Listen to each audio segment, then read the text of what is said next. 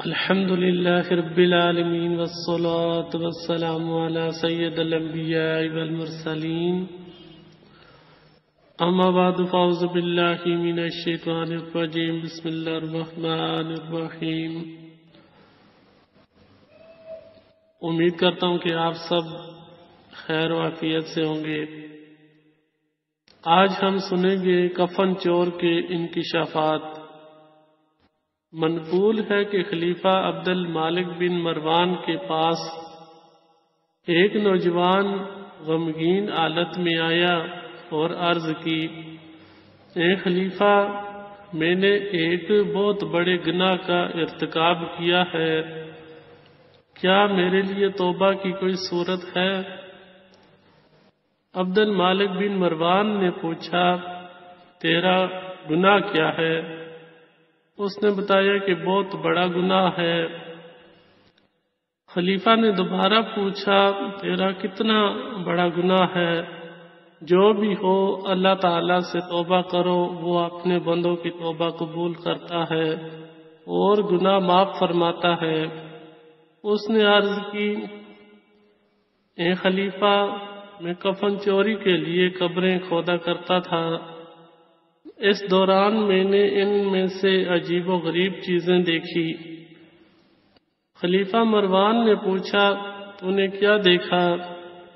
اس نے بتایا کہ میں نے ایک رات ایک قبر کھودی تو دیکھا کہ مردے کا منہ قبلے سے پھرا ہوا ہے۔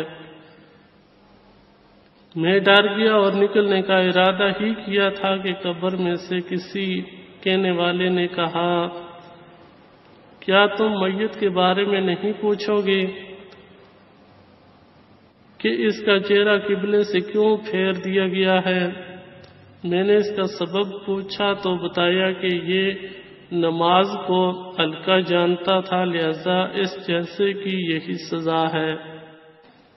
پھر میں نے دوسری قبر کھودی تو قبر والے کو دیکھا کہ وہ خنزیر بن چکا تھا اور اس کی گردن میں بیڑیوں کا توق سے باندھی ہوئی تھی۔ میں اس سے بھی ڈر گیا اور نکلنے کا ارادہ ہی کیا تھا کہ اچانک پھر کسی کی یہ آواز سنائی دی، کیا تم اس کے عمل کے متعلق نہیں پوچھو گے؟ یہ کہہ کر اسے کیوں عذاب دیا جا رہا ہے؟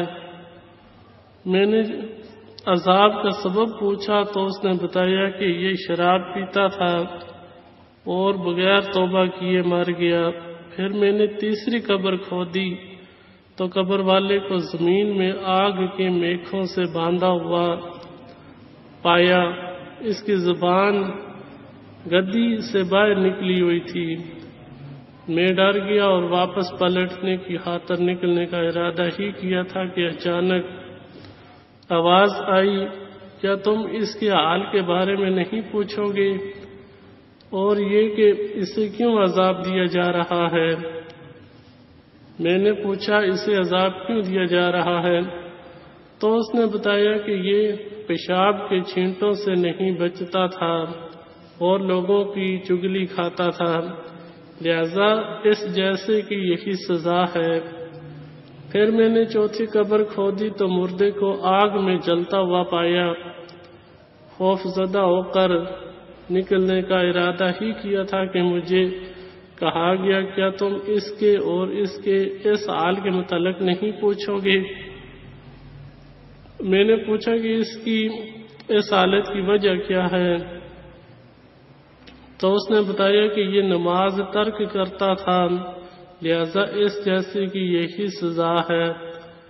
پھر میں نے پانچویں قبر کھودی تو اسے حد نگاہ تک وسیع پایا، اس میں نور ہی نور تھا اور صاحب قبر اپنے بستر پر محو آرام تھا اور اس کا لباس انتہائی خوبصورت تھا۔ یہ منظر دیکھ کر مجھ پر ریب طاری ہو گیا۔ ابھی میں نے نکلنے کا ارادہ ہی کیا تھا کہ آواز آئی، کیا تم اس کے حال کے بارے میں نہیں پوچھو گے کہ اسے یہ عزت کیوں دی گئی ہے؟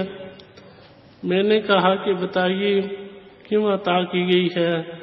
تو اس نے بتایا کہ یہ فرما بردار نوجوان تھا اس نے اللہ عز و جل کی اطاعت عبادت میں زندگی گزاری ہے۔